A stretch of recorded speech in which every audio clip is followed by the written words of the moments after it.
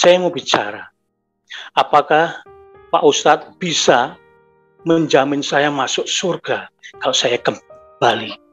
Kalau dia menjamin saya masuk surga, hari ini juga saya mau kembali.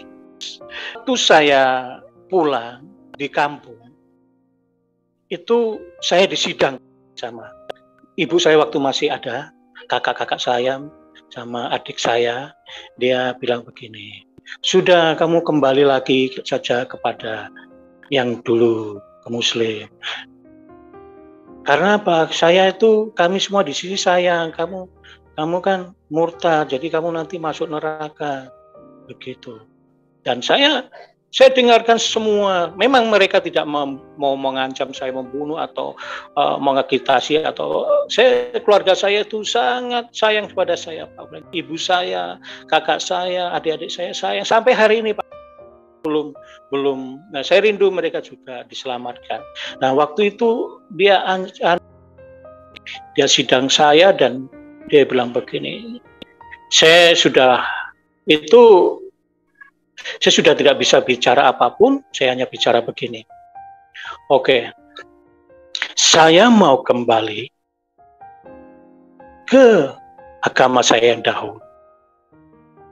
Sekarang panggil Pak Ustadz kemari, saya mau bicara.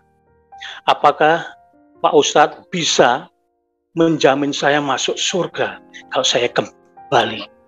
Kalau dia menjamin saya masuk surga, hari ini juga saya mau kembali. Saya hari ini juga mau kembali. Saya tidak mau bicara apa-apa, itu saja. Panggil. Mumpung saya masih di Jawa, saya di rumah. Saya besok mau pulang ke Papua. Sekali lagi, panggil Pak Ustadz untuk bisa menjamin saya masuk surga. Kalau tidak, saya tetap percaya Tuhan Yesus yang menjamin saya bisa masuk surga. Karena apa? Karena saya sudah belajar dan tahu, saudara-saudara tahu, mbak-mbak, ibu, bahwa hidup saya sudah berubah. Ini gara-gara Tuhan Yesus. Saya sudah tidak merokok lagi, saya sudah tidak minum lagi, saya sudah berusaha hidup baik. Nah, itu saja. Akhirnya apa, Pak? Tidak ada. Diam sampai hari ini.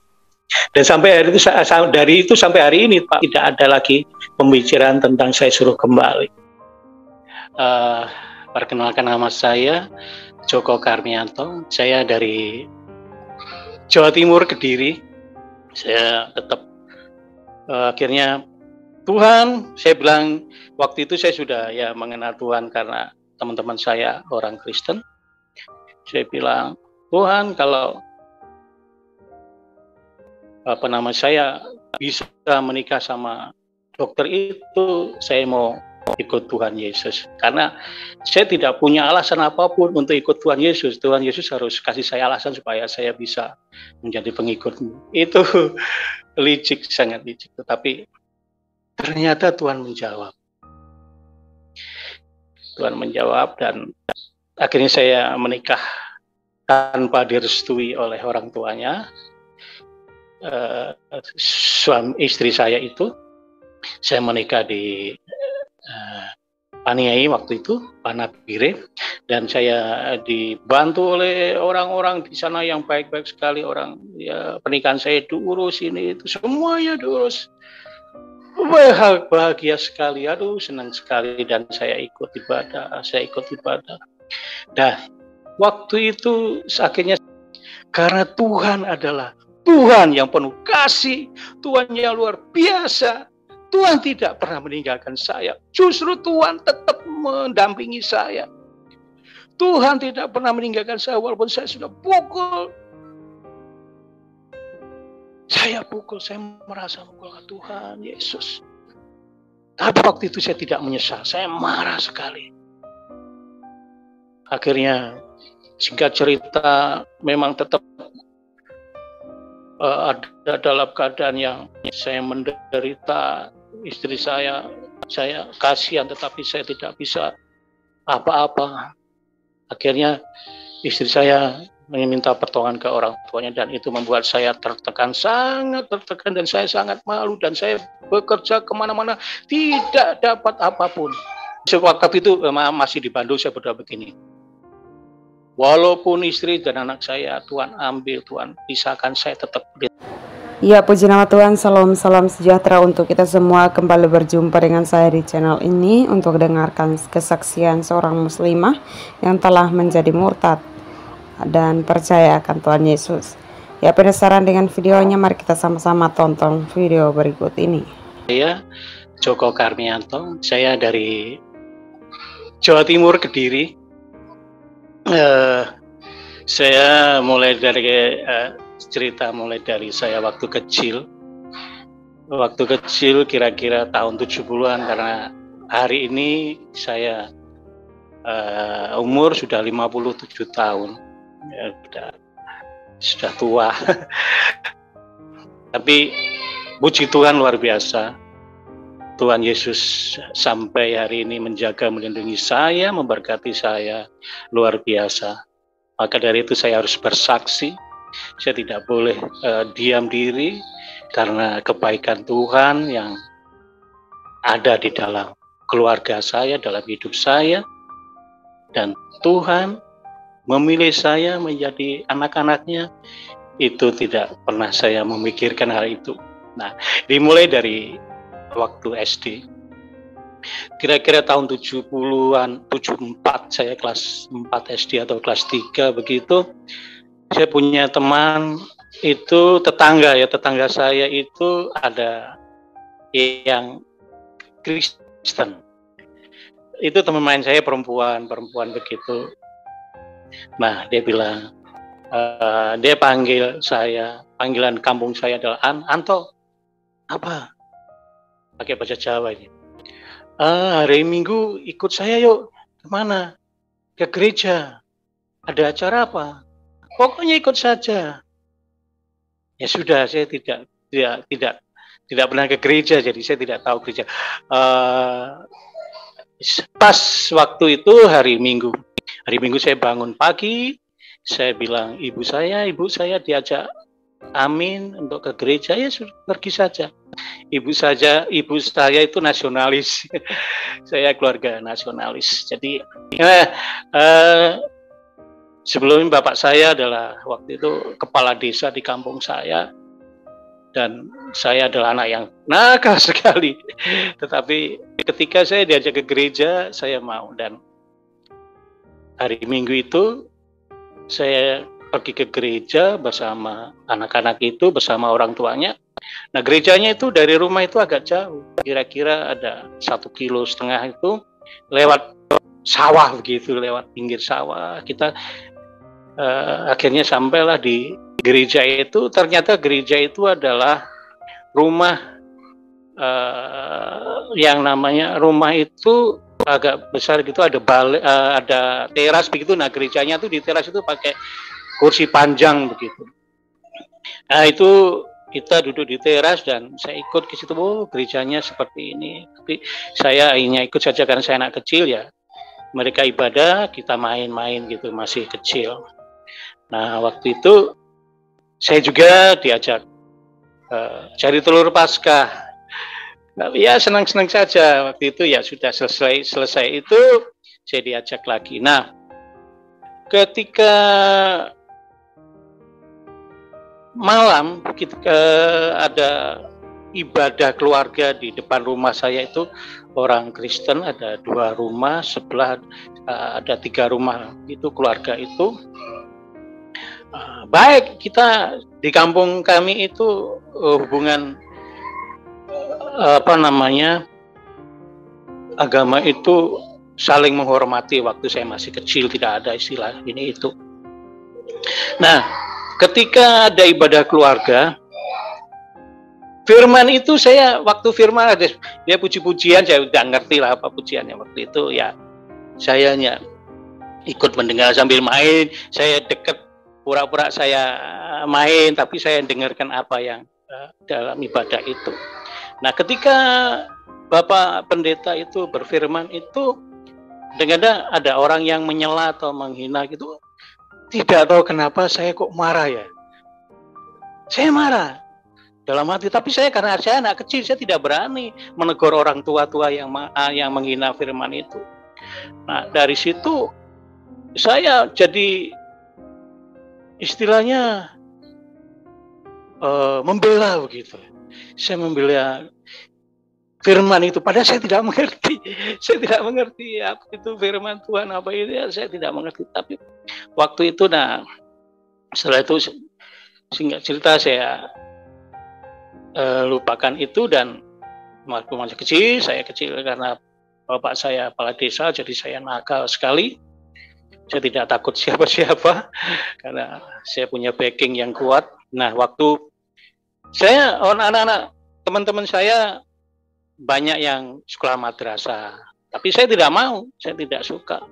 Saya mendingan saya main bola depan sama teman-teman, atau main layangan, atau mancing, atau berburu tupai pakai senapan begitu. Saya suka seperti itu. Nanti kalau pas malam anak-anak teman-teman itu ke langgar surau itu, atau masjid yang kecil itu dekat rumah. Mereka semua ke langgar, saya ikut. Tetapi mereka, ketika mereka belajar mengaji, saya tidak mau, saya tidak suka.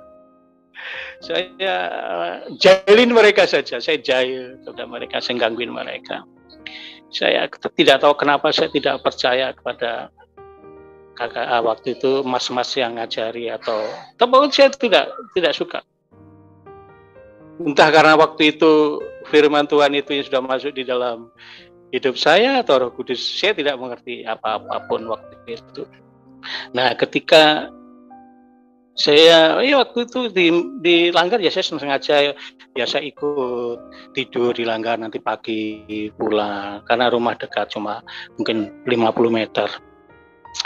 Nah, singkat cerita, sudah lewat, ya, bapak saya meninggal kecelakaan, ditabrak orang. Nah, malam itu kami belajar semua, bapak saya bilang, pamit, bapak mau pergi dulu. Nah, ketika kami semua belajar, kami keluarga, kakak saya 2, saya satu keluarga 6 orang. Kakak saya 2 perempuan, saya laki-laki, adik saya laki-laki, adik saya ke-4 perempuan, ke-5 perempuan, ke-6 perempuan. Jadi ketika kami belajar, tiba-tiba ada kabar bilang, Pak Lurah kecelakaan. Nah, ketika itu kami kaget semua. Terus bagaimana di rumah sakit, bagaimana keadaannya? Langsung meninggal di tempat.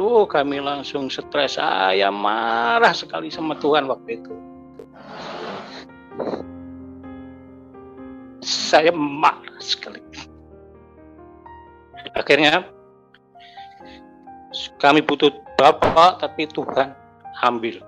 Terus waktu itu kami marah, dan akhirnya saya kecewa sekali sama Tuhan. Saya sangat kecewa. Tapi waktu itu saya tidak tahu marah ke siapa, tetapi saya marah sekali. Dan setelah itu akhirnya saya nakal sekali, makin nakal.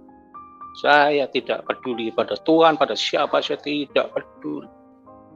Akhirnya waktu saya sudah agak besar, saya SMP saya sudah minum rokok, saya sudah berani pacaran, sudah berani ini itu. Saya marah sekali karena Tuhan ambil bapak saya. Marah sekali.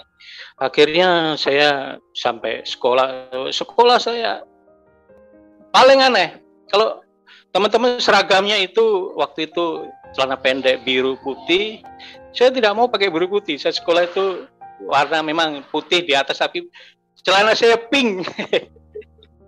Semua orang heran, saya tidak peduli, saya pakai celana pink, gak pakai celana kuning, yang penting saya sekolah saya. Karena sekolah guru-guru saya tahu semua bahwa saya anak kepala desa, tapi akhirnya karena sekolahnya di kampung saya sendiri, SMP swasta.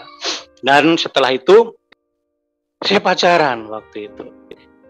Pacaran sama SMP. Saya pacaran sama teman. Sebetulnya pacarannya tidak pacaran serius, cuma main-main saja. Waktu ujian itu kan harus belajar kelompok. Belajar kelompok itu saya laki-laki sendiri dan teman saya yang tiga itu, kalau tiga yaitu perempuan semua. Nah, waktu itu karena belajar kelompok terlalu malam, saya tidur di kos-kosannya mereka, dan dari perempuan tiga saya sendiri. Malam itu tidak tahu bagaimana iblis akhirnya menggoda saya. Akhirnya terjadilah yang tidak diinginkan, yaitu saya mengamili pacar saya itu. Tapi saya tidak tahu kalau itu adalah, saya juga tidak mengerti kenapa saya waktu sekecil itu saya sudah mengerti waktu itu, padahal belum ada HP, belum ada apa-apa. Tetapi kenapa saya bisa melakukan hal yang bodoh seperti itu. Tapi ya biarlah, akhirnya singkat cerita saya sekolah dan saya diterima di sekolah negeri, di sekolah pendidikan guru. Dan cerita hamil itu akhirnya anak pacar saya itu melahirkan, dan anaknya orang-orang bilang, itu anaknya mirip dengan kamu persis sekali. Saya marah sekali, saya benci sekali, sangat benci sama perempuan ini. Akhirnya saya merasa bahwa kenapa saya seperti itu, padahal saya main-main saja. Tadinya cinta, tapi kenapa saya benci. Itu dalam firman Tuhan juga ada. Akhirnya anak itu memang setelah saya lulus SPG, setelah dia lahir memang dia asuh, orang tuanya asuh, dan mantan pacar saya yang akhirnya memang saya mengasihi juga. Akhirnya dia asuh anak itu, dan anak itu dibawa, dan akhirnya setelah saya lulus SPG, saya SPG itu nakal sekali, sangat nakal pada calon guru ini. Aduh, nakal minta ampun. Saya ganti-ganti pacar, saya tidak peduli dengan pacar saya yang hamil, saya tidak pedulikan, saya ganti pacar ini, itu, aneh itu. Pokoknya saya hancurkan hidup saya minum mabuk tiap malam, saya minum mabuk. Pokoknya gara-gara itu saya cari teman-teman yang suka mabuk. Saya ketemu teman-teman yang punya uang, teman-teman yang ngajak saya mabuk. Tiap malam saya dijemput untuk mabuk, dijemput untuk obat-obatan. Itu akhirnya saya lulus SPG. Saya bingung apa harus saya kerjakan. Akhirnya dengan tidak ada rencana apapun, saya dengarkan di radio ada pengumuman bahwa ada penerimaan guru di Papua. Akhirnya saya ikut daftar saja. Akhirnya saya daftar ke Papua. Di Papua, singkat cerita tahun 86 saya akhirnya pemerintah Papua menerima saya menjadi salah satu guru di pedalaman di Puncak Jaya sana. Nah, kisah itu, waktu saya ke Papua, anak yang pacar saya itu diantar ke ibu saya, dan akhirnya ibu saya rawat, dan sekarang kakak saya rawat, dan sampai hari ini itu tahun 83, dan sehari ini anak saya itu luar biasa, ya, yang itu sekarang sudah punya anak 3, dan anak-anaknya luar biasa, pinter-pinter. Suaminya bertanggung jawab, dia seorang anggota tentara dan luar biasa. Saya mengasihi dia, saya menyayangi dia. Saya selalu berdoa untuk dia tiap malam. Itu sangat luar biasa, dan itu adalah dosa-dosa yang sangat saya sesali, tetapi saya tidak tahu kenapa saya lakukan. Dan setelah di Papua, tetap saya masih nakal.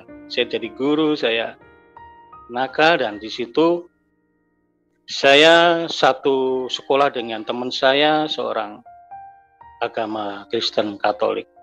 Dan saya lihat dia hidupnya baik, dia hidupnya, bahkan selalu dia ingatkan saya, kamu sudah sholat belum? Kalau kamu belum sholat, sholat saja. Saya tidak mau sholat, saya bilang.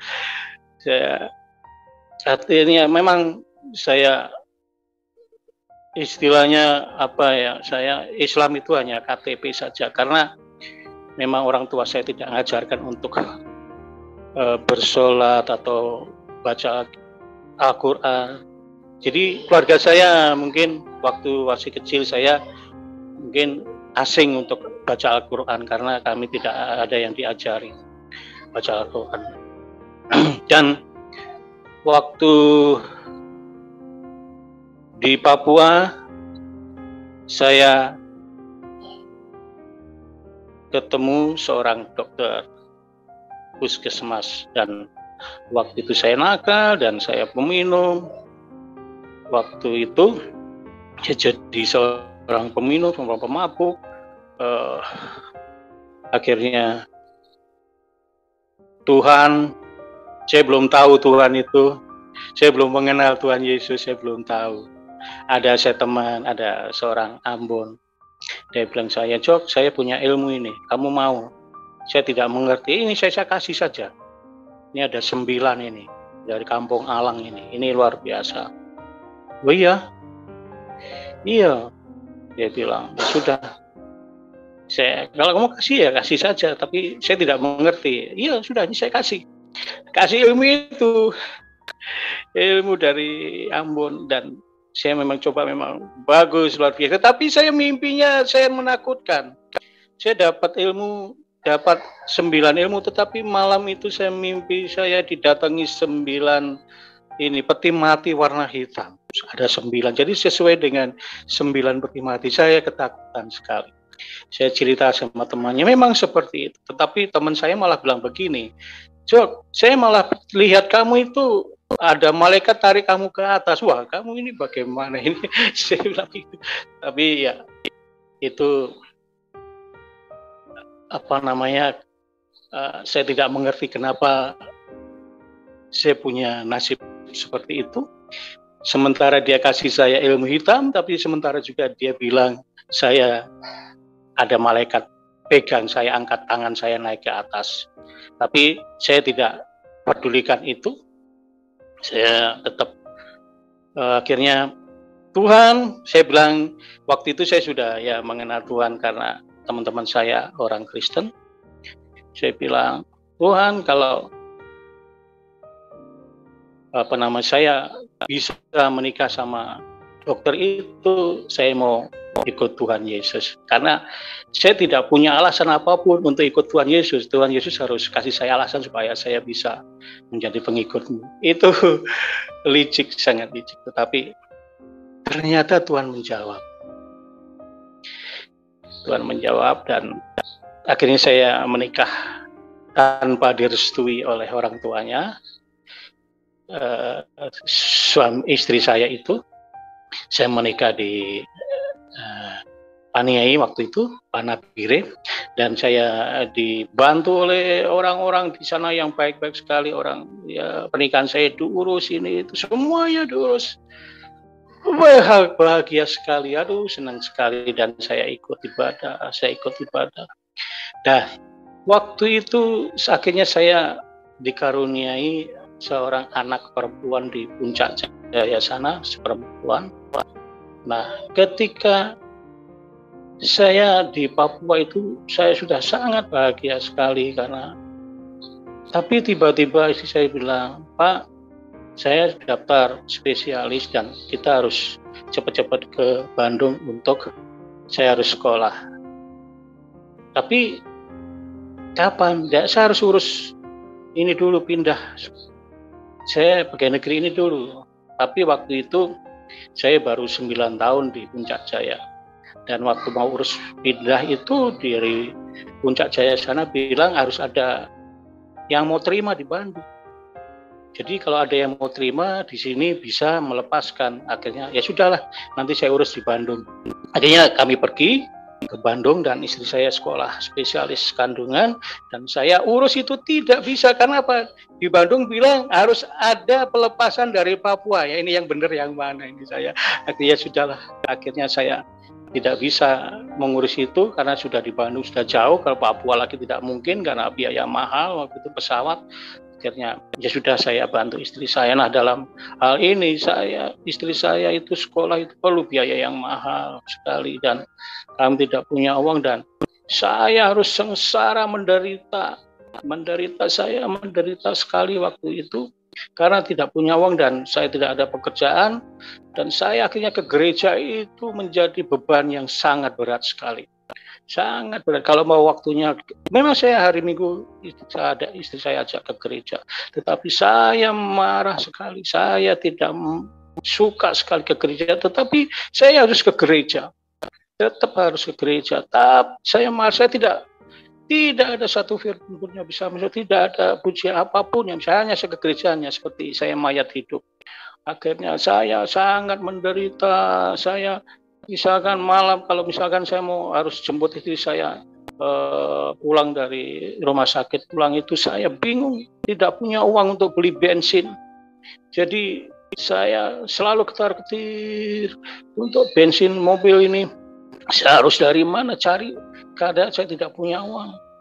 Dan saya punya anak satu, dan biaya istri saya, biaya makan ini semua hanya mengandalkan mertua saya. Tapi saya malu, tapi saya tidak bisa berkata apapun. Akhirnya saya bilang, Tuhan Yesus, kenapa Engkau jadikan saya seperti ini? Sambil marah saya pukul. Saya tonjok ke depan itu, saya tonjok begini itu seperti Tuhan Yesus, saya pukul. Saya pukul Tuhan Yesus. Saya merasa kena di jidatnya begini. Saya merasa bahwa saya pukul Tuhan. Saya marah sekali. Saya Tuhan Yesus. Kalau misalkan itu Tuhan itu manusia, mungkin saya sudah dibunuh balik. Karena Tuhan adalah Tuhan yang penuh kasih, Tuhan yang luar biasa. Tuhan tidak pernah meninggalkan saya. Justru Tuhan tetap mendampingi saya. Tuhan tidak pernah meninggalkan saya walaupun saya sudah pukul. Saya merasa pukul Tuhan Yesus. Tapi waktu itu saya tidak menyesal, saya marah sekali. Akhirnya, singkat cerita, memang tetap ada dalam keadaan yang saya menderita. Istri saya kasihan, tetapi saya tidak bisa apa-apa. Akhirnya istri saya meminta pertolongan ke orang tuanya, dan itu membuat saya tertekan, sangat tertekan, dan saya sangat malu, dan saya bekerja kemana-mana tidak dapat apapun.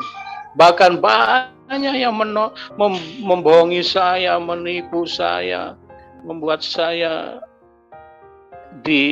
seperti saya harus tidak disukai orang, keluarga, gara-gara kelakuan saya. Padahal saya mati-mati mencari uang, tapi tidak bisa. Bagaimana orang lain telah menipu saya, membohongi saya. Padahal saya punya istri itu sangat baik. Papi, mami, mertua itu sangat baik. Sangat baik, tetapi saya yang waktu itu sudah saya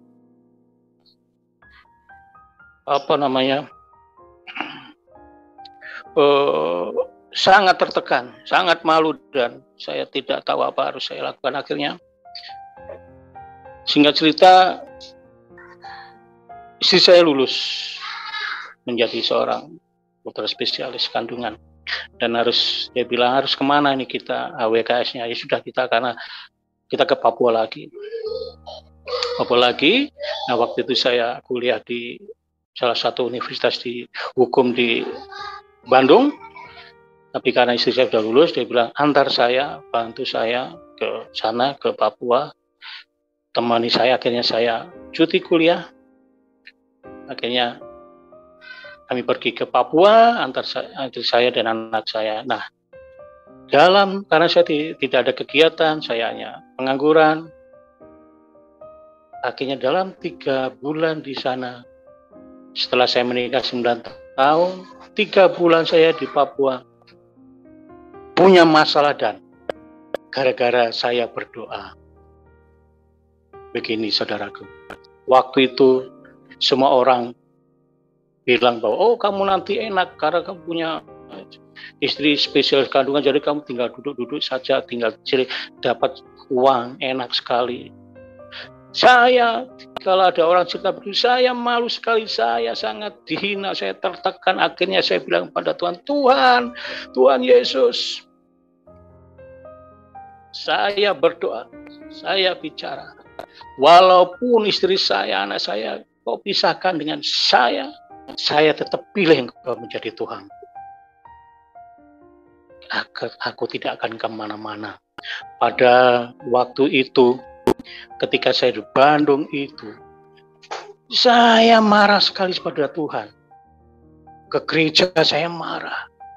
Kenapa saya menjadi Kristen? Kenapa saya begini? Saya enakan dulu, menjadi agama saya yang dulu.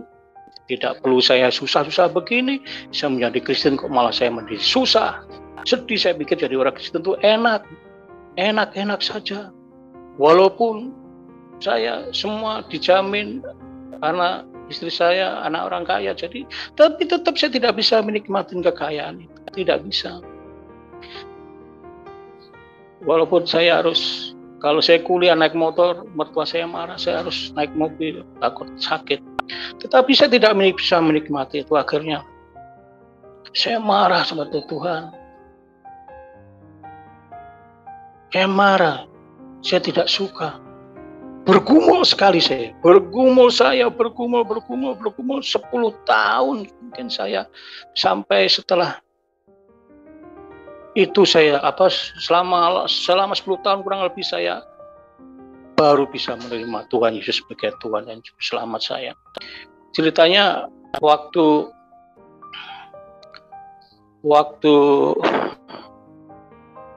di Bandung itu, ketika sudah di Papua, waktu itu masih di Bandung, saya berdoa begini. Walaupun istri dan anak saya Tuhan ambil, Tuhan pisahkan, saya tetap pilih Tuhan Yesus. Ternyata apa saudara yang dikasih Tuhan? Tuhan laksanakan itu doa saya. Tuhan bikin saya hanya 3 bulan pada saya 9 tahun dalam keadaan bahagia bersama istri saya. Saya tidak kekurangan apapun. Istri saya itu selalu menomorsatukan saya. Kalau belanja ke mall, saya yang duluan dibelikan baju kalau ada uangnya pas-pasan. Akhirnya istri saya uangnya banyak sekali waktu di Papua karena sudah praktek, sudah di rumah sakit. Akhirnya Tuhan pisahkan saya dan saya dalam keadaan pengangguran gara-gara doa saya, dan saya tetap pilih Tuhan Yesus. Saya tidak mengerti kenapa. Padahal saya menderita sekali, dan akhirnya istri saya melalui pengacaranya dia tuntut saya pengadilan dengan alasan saya tidak bertanggung jawab. Memang saya tidak bertanggung jawab, memang itu salah saya. Saya menyesal karena saya tidak bisa bertanggung jawab, tidak bisa menafkahi istri saya. Saya memang sampai hari ini saya tetap orang yang sangat bersalah tentang itu. Karena saya tidak punya pekerjaan, jadi istri saya meninggalkan saya, itu saya terima dan saya memaafkan dia. Saya tidak marah, saya memaafkan, saya mengampuni. Dan waktu dia menuntut saya di pengadilan melalui pengacaranya saya datangi. Saya marah, saya maki-maki pengacara. Saya bilang, kamu kalau pisahkan saya dengan istri saya, padahal saya disatukan oleh Tuhan, kamu akan menderita. Kamu tidak akan percaya. Akhirnya saya sudah marah-marah begitu, dan tiap kali orang pengadilan cari saya tanda tangan untuk sidang, saya sembunyi, saya tidak mau. Saya tidak mau bercerai sebetulnya. Tetapi karena doa saya akhirnya tanpa kehadiran saya akhirnya cerailah, dan saya marah sekali dan saya stres. Saya rindu, kangen istri anak saya, tapi saya tidak bisa ketemu. Selama bertahun-tahun saya rindu. Akhirnya setelah beberapa akhirnya saya marah karena saya sangat rindu sampai hati ini teriris-iris ingin ketemu anak saya tidak bisa. Akhirnya malam itu saya sudah tidak bisa lagi. Saya bilang, Tuhan Yesus, saya sudah tidak mau hidup lagi. Saya tidak mau hidup lagi karena Tuhan sudah pisahkan saya dengan istri dan anak saya. Pada itu permintaan saya, doa saya. Akhirnya saya Tuhan malam ini juga Tuhan bunuh saya tidak mau bunuh diri. Tetapi Tuhan yang bunuh saya. Tuhan harus bunuh saya. Malam itu saya marah, saya stres. Kaki dan tangan saya ngelotok semua karena saya stres. Akhirnya saya marah malam itu, saya menangis dan saya memuji Tuhan ya saya bisa. Dan pada itu saya marah, pokoknya Tuhan bunuh saya malam ini. Kalau Tuhan tidak bunuh malam ini, Tuhan pakai saya menjadi alatmu Tuhan, apapun itu. Saya bilang malam itu, dan setelah saya menangis, saya kecapean menangis, dan saya sudah lelah menangis, ya sangat menderita, dan akhirnya saya ketiduran. Pagi-pagi luar biasa, Tuhan Yesus luar biasa, Tuhan Yesus ajaib, Tuhan Yesus yang sudah saya pernah pukul, saya sudah pernah marah, tidak bunuh saya. Dan bahkan Tuhan, saya waktu bangun tidur, saya ringan, badan ringan, dan di dalam hati saya ada seperti ada kunci yang terbuka, kayak gembok terbuka, klak, begitu. Dan setelah itu saya ringan sekali, dan tetapi tetap saya masih ingat istri saya, tetapi tidak seperti sebelumnya. Dan singkat cerita, saya lupa waktu itu, dan kembali saya menjadi anak nakal lagi. Padahal sudah tua, saya duda begitu, duda keren. Jadi saya banyak yang suka saya, karena saya gaya, saya tidak ketinggalan model. Dan saya waktu kerja di salah satu apotek begitu, dan ketika itu saya jatuh dalam dosa lagi. Dan dosa itu tidak pernah jauh dari saya, dan banyak. Waktu itu dalam 5 tahun itu saya pacaran lagi. Dan pacaran itu, dan bukan pacaran biasa, pacaran jatuh dalam dosa pergaulan, seks bebas. Dan saya ketemu seorang dokter lagi. Dia suka sama saya. Orang-orang bilang, wah, Joko ini kembali ke habitat lagi, ketemu dokter lagi. Tapi saya tidak, dalam hati saya tidak mau lagi dengan itu. Saya begini saja, saya tidak berani. Saya tidak memikirkan mau menikah lagi, saya tidak memikirkan mau apa itu, pokoknya saya hidup saja, saya hidup bebas saja. Nah, ketika sudah beberapa tahun, 5 tahun pun, tahun 2000, dan tahun 2000 saya cerai itu mungkin tahun 2000-an, dan tahun 2004 atau 2003 begitu, saya ketemu seorang teman, ya, di gereja Pantai Kosta, dia di pelayanan di ministry begitu. Nah, dia ajak saya, Mas, nanti ikut saya ya, kemana? KKR itu apa? Pokoknya ikut saja. Oh ya sudah, akhirnya saya ikut KKR. Saya ikut KKR di gereja Betani begitu. Nah, ketika masuk, saya tidak biasa ikut, saya baru pertama kali itu KKR itu. Nah, hamba Tuhan yang itu adalah hamba Tuhan dari Jakarta, yaitu hamba Tuhan Kadeli, nyanyi lagu dangdut begitu. Nah, ya lagu rohani yang didangdutkan begitu enak juga. Nah, ketika firman Tuhan itu orang semua keluarkan Alkitab. Dan saya sendiri tidak bawa Alkitab, karena saya memang tidak punya Alkitab waktu itu. Alkitab saya ada, tapi saya tidak pernah bawa, tidak pernah saya baca, tidak pernah saya bawa, dan saya tidak mengerti apa itu firman Tuhan. Saya memang sudah Kristen, tapi saya tidak pernah baca Alkitab. Lain daripada waktu kecil saya dengar firman Tuhan. Tapi waktu saya kecewa itu, saya dengan bapak saya meninggal, Tuhan ambil itu, saya tidak. Dan waktu Kristen pun saya tidak pernah baca Alkitab. Itu hanya dengar di gereja saja waktu itu. Dan ketika waktu itu KKR itu ada waktu firman Tuhan, saya tidak ada Alkitab. Itu ternyata waktu itu ada seorang ibu tua itu memperhatikan saya. Ternyata anak saya kan kerja di perusahaannya mereka, ibu itu, dan ibu itu besoknya itu di tempat kerja ada karyawan lain bilang, Mas, ini dari ibu, apa ini? Saya bilang, oh ini Alkitab. Oh iya sudah, ya sudah, terima kasih, bilang ibu. Alkitab yang warna hijau begitu. Saya buka begitu, oh iya betul Alkitab. Nah dari situ saya tidak gembira, tidak apa, biasa saja. Biasa saja dapat Alkitab. Dan waktu itu saya ke gereja juga, tapi saya tidak baca. Nah waktu itu saya iseng-iseng kalau siang, sore begitu di tempat kerja itu tidak ada kerjaan. Karena ramainya malam, saya buka.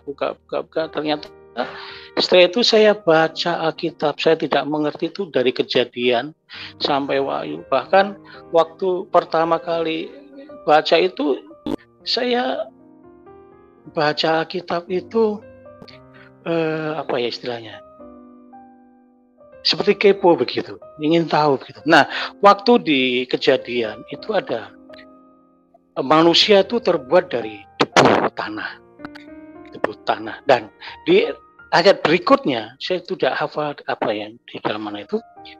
Iblis waktu dikutuk Tuhan bilang, nanti kamu berjalan dengan dadamu, dengan perutmu, dan makananmu adalah debu dan tanah. Wah, saya kaget sekali.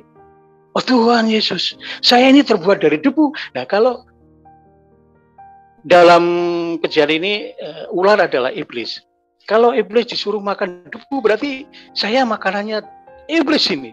Padahal kalau dalam ular beneran itu kan makanannya kodok, ikan. Tetapi di Kejadian itu makanannya debu, manusia dari debu. Jadi iblis juga cari makanan ini, jadi manusia makan debu. Jadi dari situ saya takut. Akhirnya saya belajar, saya baca Alkitab. Nah, akhirnya saya belajar Alkitab dari tahun 2000 itu. Dari tahun itu saya baca, tapi belum begitu konten intens begitu, belum tiap hari. Dan setelah itu Tuhan perkenalkan saya dengan, memang Tuhan Yesus luar biasa membawa langkah saya. Tuhan Yesus ajar saya pelan. Waktu setelah saya minta tolong Tuhan bunuh saya itu, akhirnya Tuhan tolong saya, Tuhan ajar saya, Tuhan bimbing saya melalui Roh Kudus. Itu saya tidak punya bapak rohani atau kakak rohani, tidak ada. Saya hanya dipimpin Roh Kudus. Roh Kudus yang ajar saya, Roh Kudus yang pimpin saya sampai hari ini. Saya di dunia ini, bukan saya sombong atau tidak mau kenal orang, tidak mau bapak rohani, tapi memang seperti itu. Roh Kudus yang bimbing saya, Tuhan Yesus sendiri yang selalu menjaga, melindungi saya. Nah, waktu itu akhirnya teman saya ini ministry, dan waktu itu ada acara besar. Ada besar itu adalah KKR besar di Biak itu. Ada hamba Tuhan dari Amerika, Paul Youngren, dan saya salah satu ikut menjadi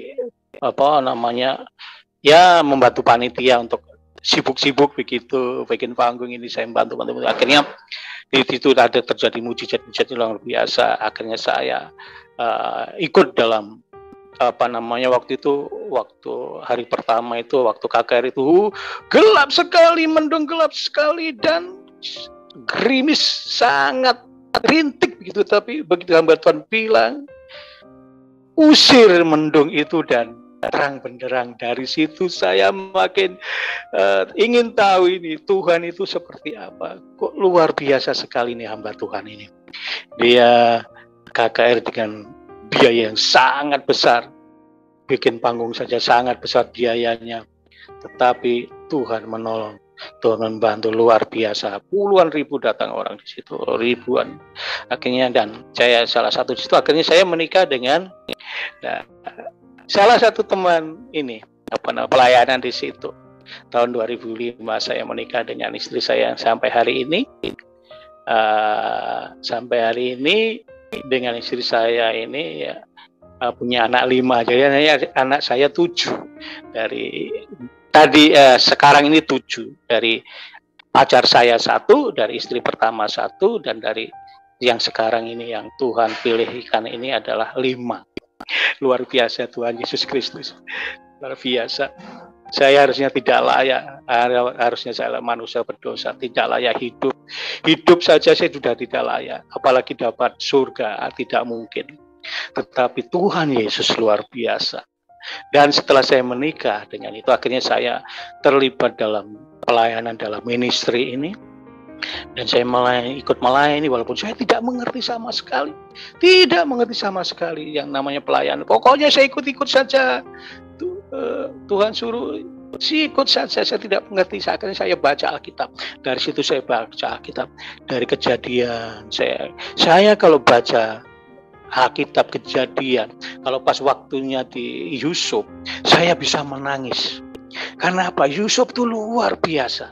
Dia adalah orang kedua, tetapi dengan saudara-saudaranya yang menjual dia, yang menjahati dia, dia bisa menangis. Luar biasa. Saya paling suka, saya kalau baca itu Yusuf menangis, saya ikut menangis. Saya ikut terharu. Baik sekali ini Yusuf ini kepada kakak-kakaknya yang menjual dia, yang menjahati dia gara-gara mimpinya itu. Dari Ruben sampai kakaknya, kecuali Benyamin, mungkin Benyamin masih kecil, jadi yang 10 saudaranya itu menjahati dia, tetapi Yehuda yang menolong dia, kayak nggak salah.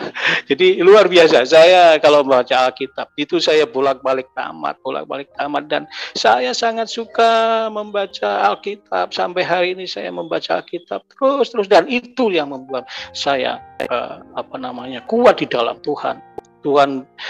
Tuhan hanya bilang baca Alkitab saja, dan saya suka membaca Mazmur 91, itu luar biasa, itu kesukaan saya. 1 Korintus 13 itu kesukaan saya.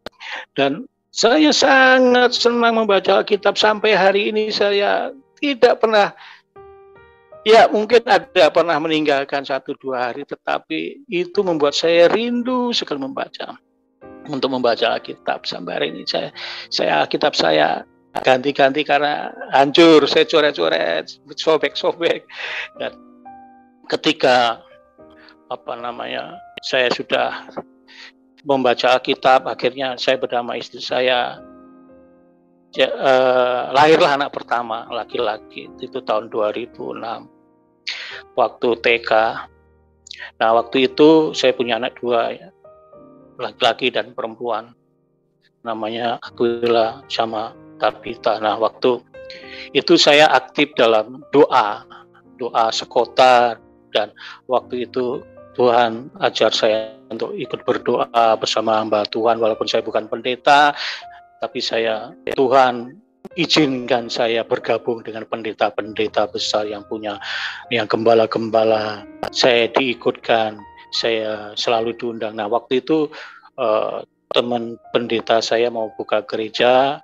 Nah, malam itu malam sore biasanya sudah sering saya ikut doa-doa seperti itu. Nah, waktu itu saya doa jam 3 sore, dan anak saya sama istri saya di rumah. Saya tidak berdoa waktu pergi. Nah, ketika saya ikut berdoa peperangan, pulangnya tahu-tahu istri anak saya di rumah semua menangis. Kenapa? Ini anak laki-laki ini, putra, kakinya patah. Saya lihat, oh iya, betul itu patah nih. Karena bengkak sekali, sangat bengkak sekali. Dan saya bawa ke dokter bilang, ronsen dulu. Ketika di ronsen patah, jadi 2 kaki. Nah, dokter bilang, Mas ini bawa ke rumah sakit, ya di gips. Tapi saya tidak punya uang ini, bagaimana caranya? Sudah saya bawa saja. Saya bawa, dan di rumah sakit di gips akhirnya. Dan puji Tuhan, di gips selesai, dan saya tidak marah sama anak yang nabrak ini. Tidak marah. Temannya, tetangga kami. Saya tidak marah, saya tidak benci. Saya bilang, puji Tuhan, terima kasih Tuhan. Saya bilang, saya tidak marah, dan sampai hari ini saya tidak pernah marah sama mereka, anak itu. Karena ini pekerjaan iblis, saya bilang. Dia hanya pakai alat saja, anak itu. Dan setelah kami, anak itu, jadi kemana-mana saya gendong sama kalau saya pelayanan begitu sama istri saya, anak itu saya gendong. Dan waktu itu ada teman-teman bilang, Mas ayo kita adakan KKR anak. Oh ya sudah, ayo kita bikin KKR anak dan kita panggil hamba Tuhan, seorang ibu. Dan waktu kita KKR anak dan waktu khotbah, waktu firman Tuhannya ya firman Tuhan cara anak-anak. Nah, anak saya yang kaki patah ini duduk di bangku dan ya semuanya duduk di lantai, tapi anak saya karena kakinya patah pakai gips dia tidak bisa, dia duduk di bangku dan dia dekat dengan mimbar gitu. Dan ketika selesai KKR saya ajak dia pulang, yuk kita pulang putra. Dia bilang, Papa tadi itu yang khotbah itu seperti Tuhan Yesus. Dia bilang, oh ya, iya itu bukan ibu pendeta, itu Tuhan Yesus. Dia panggil saya. Panggil bagaimana? Putra, jalan. Dia bingung, jalan. Padahal kakinya digip. Dia diam saja. Nah, dia masih TK waktu itu. Dan waktu saya gendong, saya bilang, dia cerita begitu. Apa tadi? Tuhan bilang saya suruh jalan. Ya sudah, kalau Tuhan bilang kamu jalan, jalan. Kenapa takut? Jalan. Nah, sampai di rumah saya turunkan dan dia jalan. Pincang-pincang begitu karena kaki yang patah itu agak panjang sedikit. Nah, setelah besoknya saya bawa ke dokter, saya bilang, Dok, putra sudah bisa jalan. Oh jangan, dokter takut sekali. Jangan dulu. Dalam hati saya, Tuhan yang suruh kok. Tapi saya tidak tanggap, saya tidak bilang iya, tapi saya diam saja. Semua putra jalan. Nah, akhirnya dalam 1 bulan, dia lebih pas 1 bulan dia jalan. Itu kalau bukan tangan Tuhan, itu bukan Tuhan, siapa? Saya sangat-sangat heran, luar biasa Tuhan Yesus itu bagi kehidupan saya.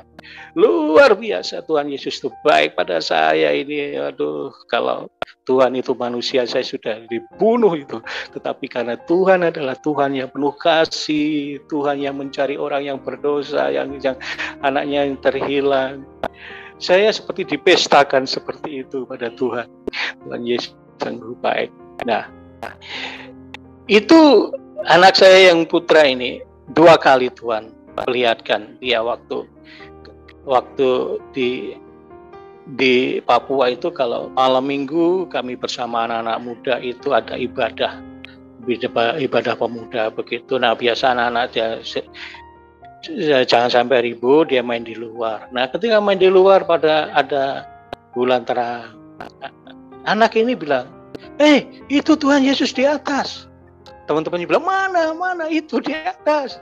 Tidak ada, dia bilang. Tidak lama kemudian bilang, dadah Tuhan, dadah. Nah, luar biasa sekali.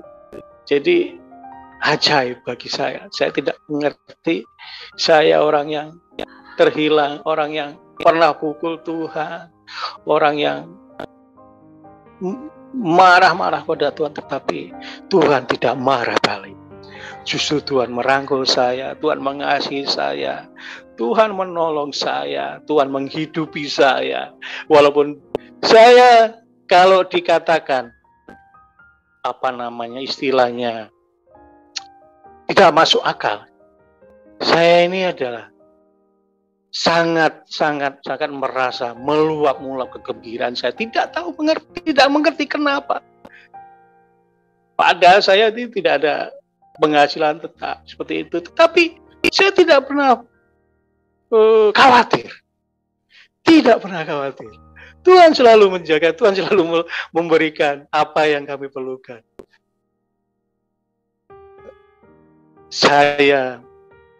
Kami anak istri sekarang kami ini luar biasa, kami tinggal di satu rumah yang lumayan besar dan itu juga bukan milik kami, dan mobil itu juga bukan milik kami. Kalau kami mau pergi itu kami bebas berpakai. Dan kami juga tidak tahu waktu di Papua. Kami kalau melayani itu selalu bersama-sama. Saya, istri, anak-anak saya ikut semua, dari yang baru lahir sampai 5 anak ini. Kalau ke kampung kami boyongan begitu. Jadi saya dengan istri saya, anak-anak saya itu ikut semua ke kampung. Kami tinggal 1 minggu di sana pelayanan bersama anak-anak, melayani anak-anak sekolah minggu bersama istri saya. Dan itu sangat luar biasa. Tidak mengerti kenapa sampai saya bukan orang yang pintar, bukan sebulan teologi, hanya membaca firman Tuhan. Modal saya baca firman Tuhan. Firman Tuhan ini saya baca tiap hari. Saya hanya modal baca firman Tuhan dan luar biasa. Firman Tuhan itu luar biasa sekali. Dahsyat bagi saya. Guru saya adalah firman Tuhan. Hidup saya adalah firman Tuhan. Karena di sini adalah jalan kebenaran dan hidup. Tidak ada seorang pun datang kepada Bapa kalau tidak melalui Tuhan Yesus. Nah, Tuhan di dalam firman ini. Dan saya sangat menyukai. Kalau saya baca firman Tuhan dari Kejadian sampai Wahyu, saya bisa menangis, saya seperti membaca novel. Saya seperti nonton film dari Kejadian. Saya seperti senang sekali saya baca kisah Rut, kisah Hadasah, semua saya senang sekali. Dan di dalam itu saya tiap hari akhirnya Tuhan bimbing saya juga untuk menjadi host di GBA, grup baca Alkitab. Dan saya di gereja, puji Tuhan, Ibu Gembala saya suruh saya untuk menjadi pelayan juga di situ. Saya heran, saya ini orang yang tidak tahu apa-apa gara-gara saya membaca firman Tuhan. Hanya baca firman Tuhan saja. Saya selalu kalau berpesan di dalam gereja, jangan istilahnya, bacalah Alkitab setiap hari. Bacalah Alkitab setiap hari. Karena Alkitab firman Tuhan adalah makanan dan minuman rohani. Bagaimana kalau kita makan, istilahnya makan Alkitab adalah, baca Alkitab adalah makanan dan minuman. Bagaimana kalau kita hanya baca Alkitab atau hanya dengar saja di hari Minggu cuma beberapa menit saja. Itu sama dengan kita itu puasa gitu. Hanya bukanya pun hanya nyicip, tidak makan kenyang. Karena firman Tuhan adalah makanan dan minuman. Tapi tiap hari orang kalau tidak baca Alkitab berarti itu puasa. Rohani kita puasa, tidak makan, tidak minum. Minum hanya di gereja saja, hanya mendengarkan Bapak Ibu Gembala khotbah, itu pun tidak masuk semua di pikiran, tidak masuk semua karena pikiran kita sibuk dengan yang lain. Itu anggap saja itu bukan buka, itu nyicip saja. Nah, kalau hal seperti itu bertahun-tahun, apakah kita, kalau kita puasa terus, apakah kita, badan kita tidak seperti tengkorak? Tidak pernah makan, tidak pernah minum. Kalau buka hanya nyicip saja. Nah, itulah firman Tuhan. Jadi tiap hari kita harus makan. Orang makan tiap hari. Bahkan orang makan tiap hari itu bisa 3 kali, 5 kali. Tapi kalau baca firman harus seperti itu. Kita bisa baca pagi, siang, malam, sore, seperti makan. Kalau tidak ya kita puasa. Kurus kita. Kurus akhirnya apa? Ya jauh dari Tuhan, Roh Kudus jauh. Ya, itu jadi Tuhanku ajaib, Tuhan Yesusku ajaib, luar biasa. Saya berkali-kali mengalami celaka, tetapi Tuhan tolong saya. Pernah suatu kali saya pelayanan di suatu pulau di Papua. Kami bersama adik-adik, kami bawa sekitar 40-an anak-anak sekolah waktu liburan. Kami ke pulau, kami naik perahu, masing-masing perahu itu harusnya diisi 4, kami isi bisa sampai 10. Karena hanya 4 perahu saja. Nah, ketika berangkat kami enak-enak, kami melayani 3 hari di pulau, kami bawa bahan makan sendiri, kami tidak merepotkan orang di pulau, kami bawa adik-adik, kita kumpulkan. Kalau kami melayani seperti itu, jadi kami biaya sendiri kami kumpulkan makanan, siapa yang punya uang kita kumpulkan, yang tidak punya ya tidak apa-apa, yang bisa bawa sayur apapun. Anak-anak Papua itu, adik-adik di sana. Dan ketika kami sudah sampai, kami bergembira, kami melayani, kami KKR, kami menyanyi, memuji Tuhan, bergembira, menari bersama-sama orang-orang di pulau. Diberkati sekali orang di pulau, senang sekali kami datang, kami juga senang firman Tuhan diberitakan. Dan yang tidak senang adalah iblis di situ. Waduh, terusik. Tetapi kami percaya Roh Kudus Tuhan Yesus ada bersama kami, jadi kami tidak takut, kami happy.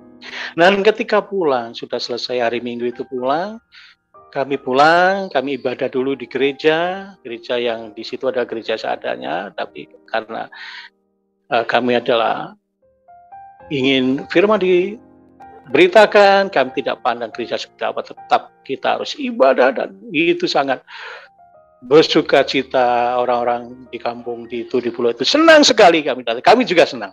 Nah, setelah ibadah kita pulang. Nah, waktu pulang itu sekitar jam 12 itu cuaca cerah sekali. Itu kira-kira kalau dari pulau itu ke pulau besar di Biak itu kira-kira 2,5 jam lah begitu. Nah, ketika kita sudah naik, yuk kita naik. Semua sudah naik di 4 perahu dan 40 orang itu, perahunya kecil. Dan ketika setengah jam kemudian, luar biasa, Tuhan izinkan badai mengamuk. Ombak begitu besar. Saya bersama kelima anak saya, keempat, waktu itu ada istri saya baru hamil yang kelima, anak saya 4 dan anak-anak masih kecil, dan anak teman saya bilang, waduh, ombak besar sampai besar sekali. Dan kami akhirnya perahu tadinya kumpul, akhirnya terpisah. Jauh sekali, ada yang ke tengah, ada yang ke jauh-jauh. Kita tidak bisa lihat perahu-perahu teman-teman itu. Kami juga motoris kami cuma gas, mati lagi, jadi tidak bisa. Akhirnya kami hanya berdoa, Tuhan Yesus, terserah. Tuhan, kami sudah melayani Engkau. Apapun yang terjadi menurut kehendak-Mu Tuhan. Kami tidak khawatir sama sekali ombak besar kayak apa, tetap kami bilang, Tuhan, Engkau ajaib, Engkau luar biasa. Tuhan Yesus, kami adalah anak-anak-Mu. Tidak mungkin kami pulang pelayanan celaka. Saya bersama teman-teman saya, kakak ipar saya, akhirnya puji Tuhan, dengan beberapa jam kemudian ada yang jemput, ada yang tolong di 3 perahu itu, yang adik-adik itu ditolong, ada perahu di kampung situ menolong mereka, dibagi perahunya dan di pelan-pelan. Dan tetapi saya ya kakak-kakak pengasuh ini dibiarkan saja, tidak ditolong. Tapi saya bilang, Tuhan luar biasa, tidak apa-apa.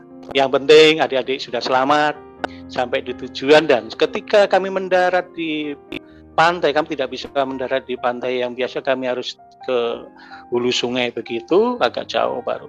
Nah, ketika kami sudah tiba, badai itu reda, luar biasa sekali. Firman Tuhan Tuhan Yesus ajaib. Firman Tuhan Yesus ajaib. Dia tidak akan memberikan kami celaka atau binasa. Roh Kudus menjaga kami. Akhirnya kami pulang bergembira. Saya semua cerita bagaimana, semua ada yang menangis, ada yang begini, pokoknya semua takut. Saya tanya, ya oke, kalau semua takut, memang itu menakutkan. Tetapi saya tanya, apakah kapok melayani Tuhan? Tidak. Kamu kembali lagi? Mau. Luar biasa. Adik-adik luar biasa. Saya bilang, oke, Tuhan Yesus luar biasa. Akhirnya itu pulau yang ada lagi. Sebelumnya saya juga ke pulau yang agak jauh. Itu pelayan juga dengan teman-teman adik-adik itu. Tadi perginya kita naik kapal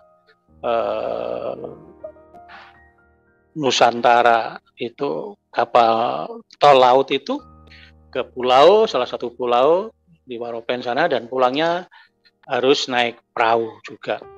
Nah, ketika kami mau pulang, badai sekali, badai, sangat badai. Akhirnya motorisnya tidak berani. Dia bilang di tunnel, Bapak, besok saja. Besok kita, kalau hari ini tidak bisa, kita harus bangun lebih pagi. Oke, besok, karena besok kami ada pelayanan di satu kampung, jadi kami harus pergi karena kami sudah janjian. Di sana sudah siap-siap. Akhirnya hari itu kami tidak jadi pergi. Sampai sore, akhirnya kami sampai malam saya tidak bisa tidur. Akhirnya pagi jam 5, setengah jam 4 itu kami sudah siap-siap semua untuk mau pergi pulang. Tetapi badai tetap besar. Karena di situ lewat ada tanjung namanya Tanjung Woka kalau nggak salah. Itu tanjung memang sangat berbahaya. Banyak perahu yang tenggelam di situ. Saya bilang begini, pokoknya kita berangkat pulang. Apapun yang terjadi kita berangkat pulang. Mau tanjung itu seganas apapun kita berangkat. Akhirnya motoris kita berdoa sama teman saya hamba Tuhan, kakak ipar saya hamba Tuhan. Kita berangkat. Pokoknya apapun terjadi kita berangkat. Akhirnya kita malah pagi itu subuh-subuh kita berangkat dan waktu lewat tanjung itu memang ombak besar dan hujan. Tetapi dalam hati Tuhan Yesus, Engkau adalah penunjuk jalan. Engkau di depan kami Tuhan. Engkau yang menunjukkan jalan. Engkau yang membuka jalan. Apa yang terjadi, saudaraku? Kita lewat tanjung itu. Walaupun badai, kita lewat tanjung itu. Akhirnya lewat tanjung itu dan luar biasa. Kami tidak sangka-sangka. Memang kami waktu di tanjung itu saya lihat-lihat, saya lirik-lirik. Memang di pantai-pantai banyak bangkai-bangkai perahu-perahu orang kampung itu yang pecah gara-gara nabrak. Tapi karena Tuhan yang ada di depan kami, Tuhan yang mimpin kami, Tuhan yang buka jalan untuk kami tidak mendapat kecelakaan apapun.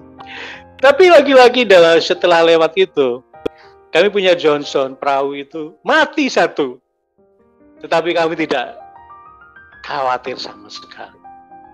Mati satu dan di tengah laut sambil kita perbaiki, perahu itu di dalam itu kita agak minggir, dia agak pantai begitu dan kami mandi-mandi dan ikan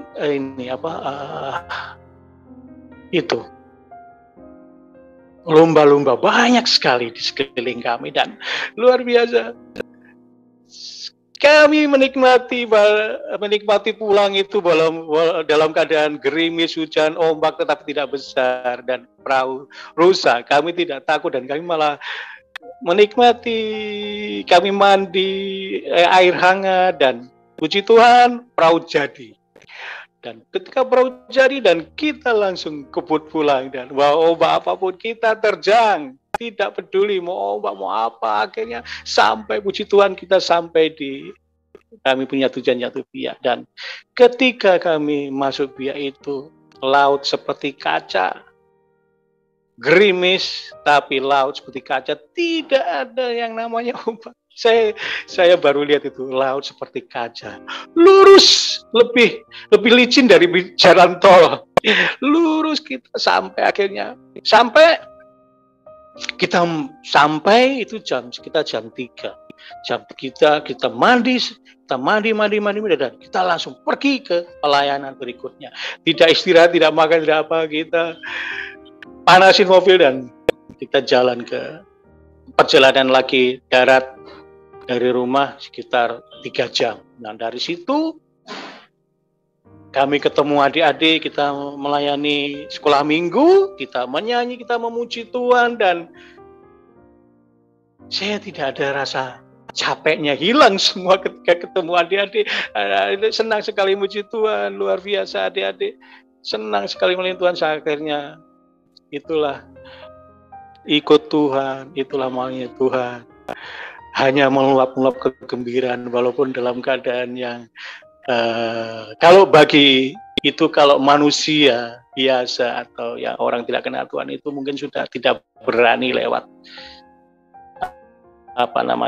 tanduk itu atau tidak berani melaut dalam keadaan yang badai seperti itu. Tetapi di dalam Tuhan kami tidak gentar apapun, karena Tuhan yang membuka jalan, karena Tuhan ada di depan kami, Tuhan yang memimpin kami.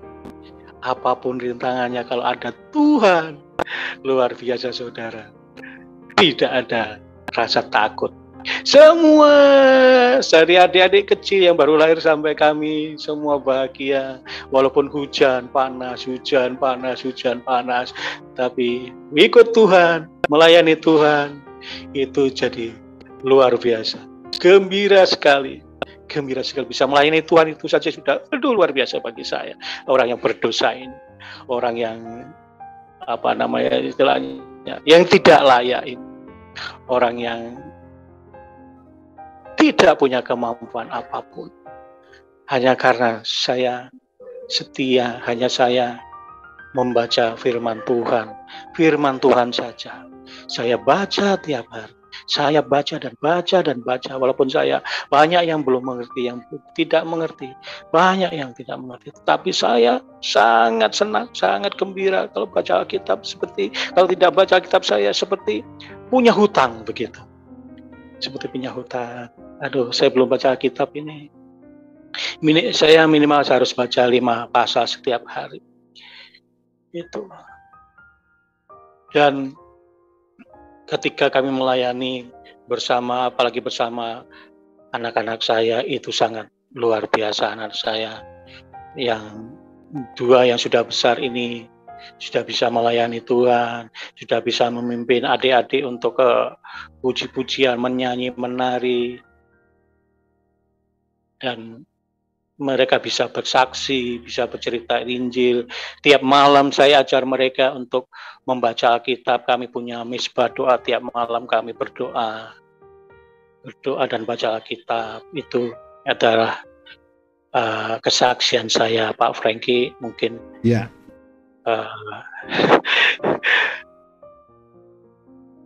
Waktu sudah habis, Pak Franky ya. Jika masih ada lagi, boleh Pak. Iya Pak Franky. Sampai hari ini Pak Franky, kami istilahnya masih menjadi kepompong Pak Franky. Istilahnya kami masih diam, memang kami tetap mau menjadi melayani Tuhan. Itu janji kami sampai Tuhan panggil kami. Dan istri saya juga luar biasa, istri saya yang sekarang, dia menjadi pelayan Tuhan juga, dia melayani bersama-sama dengan saya. Kami juga tidak tahu sampai Tuhan mendidik kami dalam, kalau ada istilahnya kursus-kursus, kami diikutkan untuk anak sekolah minggu bersama anak-anak saya. Itu karena anugerah Tuhan, itu karena kuasa Tuhan, karena Tuhan mengasihi, karena Tuhan menyayangi kami, dan karena Tuhan luar biasa. Roh Kudus ini selalu ada bersama-sama dengan saya. Ya, ini Pak Franky, yang tidak masuk akal itu tentang hidup kami ini Pak Franky. Tuhan menjaga, Tuhan melindungi, Tuhan memberi seperti burung gagak itu Pak Franky. Iya. Dia memberi makan kami seperti itu pada waktunya selalu Tuhan memberikan apa yang kami butuhkan, apa yang kami perlukan. Bahkan yang tidak pernah kami pikirkan, yang timbul dalam hati kami, itu yang Tuhan sediakan bagi kami. Itu firman Tuhan yang iya dan amin bagi kami. Firman Tuhan itu luar biasa. Itu Pak Franky, kami itu hanya istilahnya baca Alkitab, itu yang membuat kami dekat dengan Tuhan. Dan kami kepada Bapak Ibu yang dikasih Tuhan, yang dari hari ini belum membaca firman Tuhan atau kurang rajin, bacalah yang lebih rajin lagi, karena Itu seperti makanan dan minuman. Jangan puasa firman terus, jangan berpuasa. Nanti roh kita akan kurus. Itu saya pulang di kampung, itu saya disidang sama ibu saya waktu masih ada, kakak-kakak saya sama adik saya. Dia bilang begini, sudah kamu kembali lagi saja kepada yang dulu ke Muslim. Karena apa? Kami semua di sini sayang, kamu kan murtad, jadi kamu nanti masuk neraka, begitu. Dan saya dengarkan semua. Memang mereka tidak mau mengancam saya membunuh atau mengagitasi atau keluarga saya itu sangat sayang kepada saya, Pak. Ibu saya, kakak saya, adik-adik saya sayang sampai hari ini, Pak. Belum. Nah, saya rindu mereka juga diselamatkan. Nah, waktu itu dia sidang saya dan dia bilang begini, saya sudah tidak bisa bicara apapun, saya hanya bicara begini. Oke, saya mau kembali ke agama saya yang dahulu. Sekarang panggil Pak Ustadz kemari, saya mau bicara. Apakah Pak Ustadz bisa menjamin saya masuk surga kalau saya kembali? Kalau dia menjamin saya masuk surga, hari ini juga saya mau kembali. Saya hari ini juga mau kembali. Saya tidak mau bicara apa-apa, itu saja. Panggil. Mumpung saya masih di Jawa, masih saya di rumah, saya besok mau pulang ke Papua. Sekali lagi panggil Pak Ustadz untuk bisa menjamin saya masuk surga. Kalau tidak, saya tetap percaya Tuhan Yesus yang menjamin saya bisa masuk surga. Karena apa? Karena saya sudah belajar dan tahu, saudara-saudara tahu, mbak-mbak, ibu, bahwa hidup saya sudah berubah. Ini gara-gara Tuhan Yesus. Saya sudah tidak merokok lagi, saya sudah tidak minum lagi, saya sudah berusaha hidup baik. Nah, itu saja. Akhirnya apa, Pak? Tidak ada. Diam sampai hari ini. Dan dari itu sampai hari ini, Pak, tidak ada lagi pembicaraan tentang. Puji nama Tuhan, demikianlah video kesaksian yang kita dengarkan dari Bapak ini. Kiranya Tuhan Yesus memberkati kita semua, dan terima kasih juga buat semua yang selalu setia dukung dan juga support channel kami. Doa kami selalu menyertai saudara semua. Ya, kiranya video kali ini cukup sampai di sini dan shalom, sampai jumpa.